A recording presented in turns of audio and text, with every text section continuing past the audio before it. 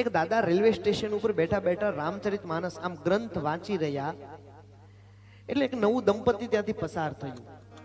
નવા નવા લગ્ન થયેલા અને દાદા રામકથા વાંચી રહ્યા છે. એટલે આવીને પૂછ્યું, દાદા શું કરો છો? તો કે રામકથા વાંચું છું. આ જૂનું જૂનું એકનું એક શું વાંચ્યા કરવાનું? આ કથા તો જૂની થઈ ગઈ છે, વાસી થઈ ગઈ છે. હવે નવા કેટલા મેગેઝિન આવી ગયા છે, નવી બુક આવી ગઈ છે, તમે કંઈક નવું વાંચો. દાદાએ કીધું, તે વાંચી છે? કહે ના. તો કે તને નહીં સમજાય કે કથા શું છે? સ્ટેશનમાં ભીડ હતી, એવામાં ટ્રેન આવી. ટ્રેનમાં બહુ જાજી ભીડ હતી. જે ડબ્બામાં પેલો ભાઈ ચડ્યો, દંપતી વાળો જે ભાઈ વાત કરતો હતો દાદા સાથે, એ ભાઈ ચડ્યો. એ જ ડબ્બામાં પેલા દાદા ચડ્યા. રામચરિતમાનસ ગ્રંથ લઈ અંદર બેઠા.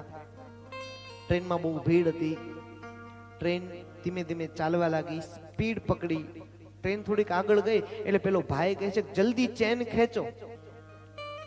કહે કેમ, શું થયું? કહે મારા ઘરના નીચે રહી ગયા. પેલા દાદા કઈ ખોટું ન લાગે તો એક વાત કહું. કહે શું? તે જો આ કથા વાંચી હોત ને તો આ તું તારા ઘરના ને સ્ટેશન ઉપર મૂકીને ન આવ્યો હોત. કહે કેમ, એવું કોઈ કથામાં આવે છે? કહે હા. ભગવાન રામ અને સીતાજી જ્યારે કેવટની નૌકામાં બેસવાનો વખત આવે ત્યારે તુલસીદાસજી લખે છે, પ્રિયા ચઢાઈ ચઢે રઘુરાઈ. સીતાજીનો હાથ પકડી નૌકામાં બેહાડ્યા ને પછી બેઠા. આમ એકલું એકલું ન દોડ્યું હોય ટ્રેનમાં. આટલા માટે કથાની જરૂર છે.